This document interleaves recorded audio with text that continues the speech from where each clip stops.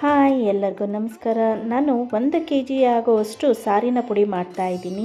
ತರಕಾರಿ ಬೇಳೆಯನ್ನು ಹಾಕಿ ದಿನನಿತ್ಯ ಸಾಂಬಾರು ಮಾಡ್ತೀವಲ್ಲ, ಆ ಪುಡಿ ಸಾಂಬಾರು ಪುಡಿ.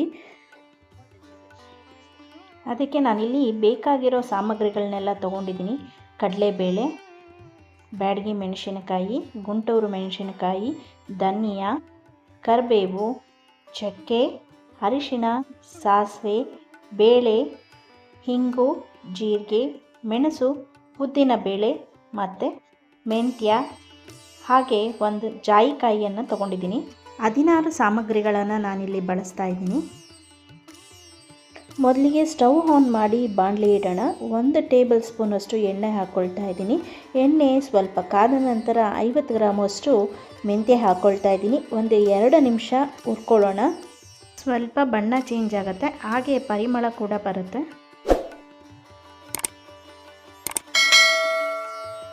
ಈಗ 150 ಗ್ರಾಮಷ್ಟು ಕಡಲೆಬೇಳೆ ಹಾಕ್ಕೊಳ್ತಾ ಇದ್ದೀನಿ. ಕಡಲೆಬೇಳೆನ ಪರಿಮಳ ಬರೋ ತನಕ ಹುರ್ಕೊಳ್ಳೋಣ. ಹಾಗೆ ಕಡಲೆಬೇಳೆಯ ಬಣ್ಣ ಕೂಡ ಚೇಂಜ್ ಆಗುತ್ತೆ, ಸ್ವಲ್ಪ ಪರಿಮಳ ಬರ್ತಾ ಇರುತ್ತೆ. ತುಂಬ ಹುರ್ಕೊಳ್ಳೋ ಅವಶ್ಯಕತೆ ಇಲ್ಲ. 100 ಗ್ರಾಮಷ್ಟು ಉದ್ದಿನಬೇಳೆಯನ್ನು ಹಾಕ್ಕೊಳ್ತಾ ಇದ್ದೀನಿ.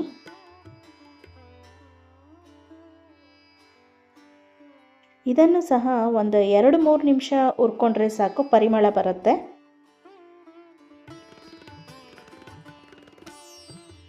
ಎರಡು 3 ನಿಮಿಷದ ನಂತರ ನಾನಿಲ್ಲಿ 50 ಗ್ರಾಮಷ್ಟು ತೊಗರಿಬೇಳೆನ ಹಾಕ್ಕೊಳ್ತಾ ಇದ್ದೀನಿ.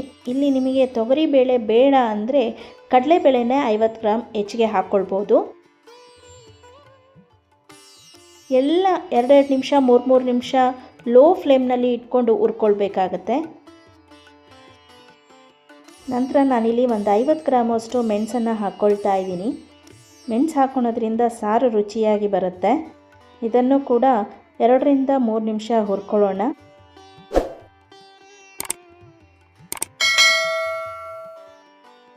ಅರವತ್ತರಿಂದ 70 ಗ್ರಾಮ್ನಷ್ಟು ಜೀರಿಗೆಯನ್ನು ಹಾಕ್ಕೊಳ್ತಾ ಇದ್ದೀನಿ. ಜೀರಿಗೆ 2 ನಿಮಿಷ ಉರಿತಾ ಇದ್ದಂಗೆ ಪರಿಮಳ ಬರೋದಕ್ಕೆ ಶುರುವಾಗುತ್ತೆ. ಹಾಗೆ ಯಾರೆಲ್ಲ ಇನ್ನೂ ಸಬ್ಸ್ಕ್ರೈಬ್ ಮಾಡ್ಕೊಂಡಿಲ್ಲ ಅಂದರೆ ದಯವಿಟ್ಟು ಸಬ್ಸ್ಕ್ರೈಬ್ ಮಾಡ್ಕೊಂಡು ನೋಡಿ. ನನ್ನ ಎಲ್ಲ ರೆಸಿಪಿಗಳನ್ನು ನಿಮ್ಮ ಫ್ಯಾಮಿಲಿಗೆ, ಫ್ರೆಂಡ್ಸ್ ಒಟ್ಟಿಗೆ ಶೇರ್ ಮಾಡಿ. ಎಲ್ಲ ರೆಸಿಪಿಗಳನ್ನ ಟ್ರೈ ಮಾಡಿ ನೀವು ಕೂಡ ಹೇಗಾಗಿತ್ತು ಅಂತ ಕಮೆಂಟ್ ಮಾಡಿ.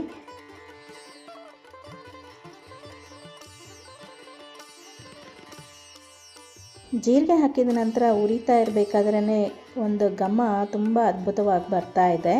ನಾನಿಲ್ಲಿ 20 ಗ್ರಾಮಷ್ಟು ಸಾಸಿವೆ ಹಾಕ್ಕೊಳ್ತಾ ಇದ್ದೀನಿ.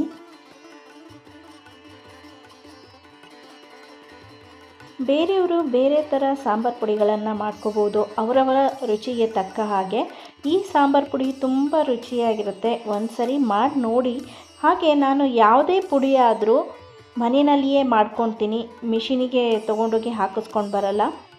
ನಾನಿಲ್ಲಿ 5 ಗ್ರಾಮಷ್ಟು ಚಕ್ಕೆ ಹಾಕ್ಕೊಳ್ತಾ ಇದ್ದೀನಿ.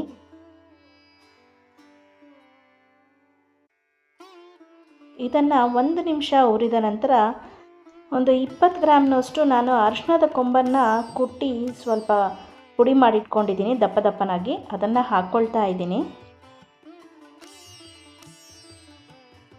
ಮತ್ತು ನಾನಿಲ್ಲಿ 1 ಜಾಯಿಕಾಯಿ ಪುಡಿಯನ್ನು ಮಾಡಿಟ್ಕೊಂಡಿದ್ದೆ, ಆ ಪುಡಿಯನ್ನು ಹಾಕ್ಕೊಳ್ತಾ ಇದ್ದೀನಿ. ಜಾಯಿಕಾಯಿ ಪುಡಿ ಹಾಕ್ಕೊಳ್ಳೋದ್ರಿಂದ ಸಾರಿನಲ್ಲಿ ಒಂದು ಒಳ್ಳೆ ಪರಿಮಳ ಬರುತ್ತೆ. ಈ ಎಲ್ಲ ಸಾಮಗ್ರಿಗಳು ಆರೋಗ್ಯಕ್ಕೆ ತುಂಬ ಒಳ್ಳೆಯದು. 2 ನಿಮಿಷದ ನಂತರ ನಾನಿಲ್ಲಿ 2 ಹಿಡಿಯುವಷ್ಟು ಕರಿಬೇವನ್ನು ಹಾಕ್ಕೊಳ್ತಾ ಇದ್ದೀನಿ. ಕರಿಬೇವನ್ನು ಮೊದಲಿಗೆ ನಾನು ತೊಳೆದು ನೀರೆಲ್ಲ ಇಳಿಯೋದಕ್ಕೆ ಬಿಟ್ಟಿದ್ದೆ. ಈ ಕರಿಬೇವು ಕೂಡ 2-3 ನಿಮಿಷ ಹುರಿದ್ರೆ ಸಾಕು. ಮೊದಲೇ ಬೇಳೆಗಳೆಲ್ಲ ಬಿಸಿಯಾಗಿರೋ ಕಾರಣ ಬೇಗ ಡ್ರೈ ಆಗುತ್ತೆ ಕರಿಬೇವು. ನೋಡಿ, ಇಷ್ಟ ಆಗಿದೆ. ಈಗ ನಂತರ ನಾನಿಲ್ಲಿ 300 ಗ್ರಾಮಷ್ಟು ಧನಿಯಾನ ಹಾಕ್ಕೊಳ್ತಾ ಇದ್ದೀನಿ. ಧನಿಯಾ ಬೀಜನ 3-4 ನಿಮಿಷ ಹುರ್ಕೊಳ್ಬೇಕಾಗತ್ತೆ. ಎಲ್ಲ ಸಾಮಗ್ರಿಗಳನ್ನು ಲೋ ಫ್ಲೇಮ್ನಲ್ಲೇ ಇಟ್ಕೊಂಡು ಹುರ್ಕೊಳ್ಬೇಕು. ಧನಿಯಾ ಹುರಿತಾ ಇದ್ದ ಹಾಗೆ ಸ್ವಲ್ಪ ಬಿಸಿ ಆದಮೇಲೆ ಒಂದು ಪರಿಮಳ ಬರೋದಕ್ಕೆ ಶುರುವಾಗುತ್ತೆ, ಧನಿಯಾ ಪರಿಮಳ.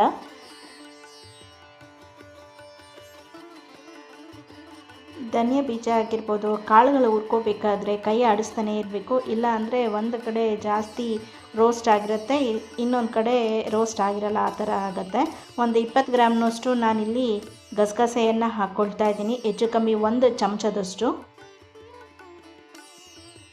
ಇದನ್ನು ಜಾಸ್ತಿ ಹುರ್ಕೊಳ್ಳೋ ಅವಶ್ಯಕತೆ ಏನಿಲ್ಲ, 1 ನಿಮಿಷ ಹುರ್ಕೊಂಡ್ರೆ ಸಾಕು.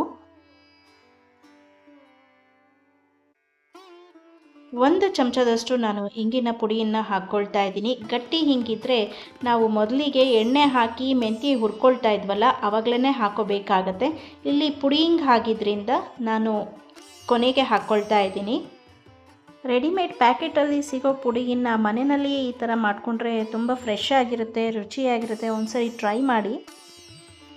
ಈಗ ಒಂದು ಕಡಲೆಬೇಳೆಯನ್ನು ತೊಗೊಂಡು ತಿಂದು ನೋಡಿ, ಅದು ಕಟಮ್ ಅಂತ ಶಬ್ದ ಬಂದರೆ ಪರ್ಫೆಕ್ಟಾಗಿ ನಾವು ಕಾಳುಗಳನ್ನು ಮತ್ತು ಧನಿಯಾನ ಹುರ್ಕೊಂಡಿದ್ದೀವಿ ಅಂತ ಹೇಳಿ.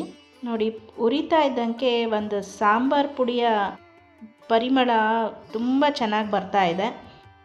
ನೋಡಿ, ಈಗ ಚೆನ್ನಾಗಿ ಹುರಿದು ಎಲ್ಲ ಆಗಿದೆ. ಸ್ಟವನ್ನು ಆಫ್ ಮಾಡಿಬಿಟ್ಟು ತಣ್ಣಗಾಗೋದಕ್ಕೆ ಬಿಡೋಣ. ಇದನ್ನು ನಾನು ಒಂದು ಬೇರೆ ಬೇಸನಲ್ಲಿ ಹಾಕ್ಕೊಂಡು ಇಟ್ಕೊಳ್ತಾ ಇದ್ದೀನಿ, ಬೇಗ ತಣ್ಣಗಾಗಲಿ ಅಂತ. ಕೊನೆಗೆ ಅದೇ ಬಾಣಲಿಯಲ್ಲಿ ಲೋ ಫ್ಲೇಮ್ನಲ್ಲಿ ಇಟ್ಕೊಂಡು ನಾನಿಲ್ಲಿ ಬ್ಯಾಡಗಿ ಮೆಣಸಿನ್ಕಾಯಿನ ಹಾಕ್ಕೊಳ್ತಾ ಇದ್ದೀನಿ. ಒಂದು 300 ಗ್ರಾಮ್ ಬ್ಯಾಡಗಿ ಮೆಣಸಿನ್ಕಾಯಿನ ಹಾಕ್ಕೊಂಡು ಹುರ್ಕೊಳ್ತಾ ಇದ್ದೀನಿ. ಒಂದು 1/4 ಟೀ ಸ್ಪೂನಷ್ಟು ಎಣ್ಣೆ ಹಾಕ್ಕೊಳ್ತಾ ಇದ್ದೀನಿ, ಕಾರಣ ಪುಡಿ ಮಾಡಿದಾಗ ಬಣ್ಣ ತುಂಬ ಚೆನ್ನಾಗಿ ಬರುತ್ತೆ ಅಂತ ಹೇಳಿ. ನಾನು ಇವತ್ತು ಬೆಳಗ್ಗೆ ತುಂಬ ಬಿಸಿಲಿದ್ದ ಕಾರಣ ಚೆನ್ನಾಗಿ ಒಣಗಿಸ್ಕೊಂಡಿದ್ದೆ. ಆದರೂ ಸಹ ಸ್ವಲ್ಪ 1 ನಿಮಿಷ ಈ ಥರ ಬಿಸಿ ಮಾಡಿಕೊಂಡ್ರೆ ಚೆನ್ನಾಗಿ ಪುಡಿ ಆಗುತ್ತೆ ಅಂತ. ನೋಡಿ, 1-2 ನಿಮಿಷ ಲೋ ಫ್ಲೇಮ್ನಲ್ಲಿ ಇಟ್ಕೊಂಡು ಹುರಿದಾಗಿದೆ. ಇದನ್ನು ಕೂಡ ತಣ್ಣಗಾಗೋದಕ್ಕೆ ಬಿಡೋಣ. ಹಾಗೆ ನಾನಿಲ್ಲಿ ಒಂದು 100 ಗ್ರಾಮಷ್ಟು ಗುಂಟೂರು ಮೆಣಸಿನ್ಕಾಯಿ ಹಾಕ್ಕೊಳ್ತಾ ಇದ್ದೀನಿ ಖಾರಕ್ಕೆ. ಬ್ಯಾಡಗಿ ಮೆಣಸಿನ್ಕಾಯಿ ಬಣ್ಣಕ್ಕಾದರೆ ಗುಂಟೂರು ಮೆಣಸಿನ್ಕಾಯಿ ಖಾರಕ್ಕೆ. ಹಾಗೆ ಇಲ್ಲಿ ಒಂದು 1/4 ಟೀ ಸ್ಪೂನ್ನ ನಾನು ಎಣ್ಣೆ ಹಾಕ್ಕೊಳ್ತಾ ಇದ್ದೀನಿ. ಇದನ್ನು ಸಹ ಬೆಳಗ್ಗೆ ಬಿಸಿಲಿನಲ್ಲಿ ಚೆನ್ನಾಗಿ ಒಣಗಿಸಿದ್ದೀನಿ. ಒಂದು 2 ನಿಮಿಷ ಹುರ್ಕೊಂಡ್ರೆ ಸಾಕು. ಇದು ಸಹ ಆಗಿದೆ ನೋಡಿ. ಈಗ ಇದನ್ನೆಲ್ಲ ತಣ್ಣಗಾಗೋದಕ್ಕೆ ಬಿಡೋಣ. ನೋಡಿ, ಗುಂಟೂರು ಮೆಣಸಿನ್ಕಾಯಿ, ಬ್ಯಾಡಗಿ ಮೆಣಸಿನ್ಕಾಯಿ, ಹಾಗೆ ನಾವು ಕಾಳುಗಳನ್ನು ಹುರಿದಿಟ್ಕೊಂಡಿದ್ವಲ್ಲ ಅದು ಧನಿಯಾ ಕಾಳುಗಳು ಎಲ್ಲ ತಣ್ಣಗಾದ್ಮೇಲೆ ಮಿಕ್ಸಿನಲ್ಲೇ ಮನೆಯಲ್ಲಿಯೇ ಪೌಡ್ರ್ ಮಾಡ್ಕೋಬೋದು. ನೀವು ಮಿಷಿನ್ಗೆ ಹಾಕ್ಸೋದಾದರೆ ಸ್ವಲ್ಪ ಅಕ್ಕಿಯನ್ನು ಹುರಿದಿಟ್ಕೊಳ್ಳಿ, 1 ಕಪ್ನಷ್ಟು. ಮಿಷಿನಿಗೆ ಹಾಕ್ಸಿದ ಕೊನೆಯಲ್ಲಿ ಅಕ್ಕಿಯನ್ನು ಹಾಕಿದ್ರೆ ಪುಡಿ ಇರೋದೆಲ್ಲ ಒಟ್ಟಿಗೆ ಬಂದುಬಿಡತ್ತೆ. ನೋಡಿ, ಇಲ್ಲಿ ನಾನು ಜಾರಿಗೆ ಸ್ವಲ್ಪ ಧನಿಯಾ ಹಾಕ್ಕೊಳ್ತಾ ಇದ್ದೀನಿ, ಹುರಿದಿಟ್ಟ ಧನಿಯಾ ಮತ್ತು ಕಾಳುಗಳು. ಹಾಗೆ ಸ್ವಲ್ಪ ಬ್ಯಾಡಗಿ ಮೆಣಸಿನ್ಕಾಯಿನ ಹಾಕ್ಕೊಳ್ತಾ ಇದ್ದೀನಿ. ಹಾಗೆ ಸ್ವಲ್ಪ ಗುಂಟೂರು ಮೆಣಸಿನ್ಕಾಯಿನೂ ಕೂಡ ಹಾಕ್ಕೊಳ್ತಾ ಇದ್ದೀನಿ. ಈಗ ಪುಡಿ ಮಾಡ್ಕೊಂಡು ಬರೋಣ.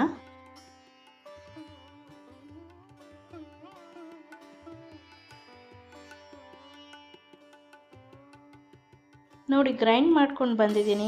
ಎಷ್ಟು ಚೆನ್ನಾಗಿದೆ ಬಣ್ಣ ಅಂತ ಅಂದು. ತುಂಬ ನೈಸಾಗಿ ಪುಡಿ ಮಾಡ್ಕೋಬಾರ್ದು, ಚೆನ್ನಾಗಾಗಲ್ಲ ಸಾಂಬಾರು ಪುಡಿ. ಸ್ವಲ್ಪ ದಪ್ಪ ಇದ್ರೇ ಚೆನ್ನಾಗಿ. ಹಾಗಾಗಿ ನಾನು ಮನೆಯಲ್ಲಿಯೇ ಮಾಡ್ಕೊತೀನಿ. ಮಿಷಿನಿಗೆ ಹಾಕ್ಸಿದ್ರೆ ತುಂಬ ನೈಸ್ ಆಗೋಗ್ಬಿಡತ್ತೆ ಅಂತ ಅಂದು ನಾನು ಉಳಿದ ಎಲ್ಲ ಧನಿಯಾ ಹಾಗೆ ಮೆಣಸಿನ್ಕಾಯಿನ ಎಲ್ಲ ಪುಡಿ ಮಾಡ್ಕೊಂಡು ಬಂದಿದ್ದೀನಿ. ನೋಡಿ, ಇಷ್ಟು ಪುಡಿ ಆಗಿದೆ. ಈಗ ನೋಡಿ ಎಷ್ಟು ಚೆನ್ನಾಗಾಗಿದೆ ಪುಡಿ ಅಂತ. ಮನೆಯಲ್ಲಿಯೇ ನಮಗೆ ಎಷ್ಟು ಬೇಕೋ ಅಷ್ಟು ಅವಾಗವಾಗ ಮಾಡಿಕೊಂಡ್ರೆ ಪುಡಿ ತುಂಬ ಚೆನ್ನಾಗಿರುತ್ತೆ, ಫ್ರೆಶ್ ಆಗಿರುತ್ತೆ. ಸ್ಮೆಲ್ಲು ಅಷ್ಟೇ ಘಮ ಘಮ ಅಂತ ಇರುತ್ತೆ. ಸಾಂಬಾರು ಮಾಡಿದಾಗ ತುಂಬ ರುಚಿಯಾಗಿರುತ್ತೆ. ಬನ್ನಿ, ಇದಿಷ್ಟು ಪುಡಿ ಎಷ್ಟಾಗಿದೆ ಅಂತ ನೋಡೋಣ.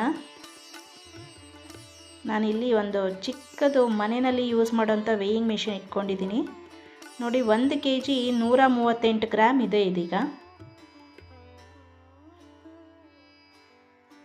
ಇದು ಏನಿಲ್ಲ ಅಂದರೂ ಒಂದು 2-3 ಜನ ಇರೋ ಮನೆಯಲ್ಲಿ ಒಂದು 3ರಿಂದ 4 ತಿಂಗಳಂತೂ ಬರುತ್ತೆ ಪುಡಿ, ಸಾಂಬಾರು ಪುಡಿ.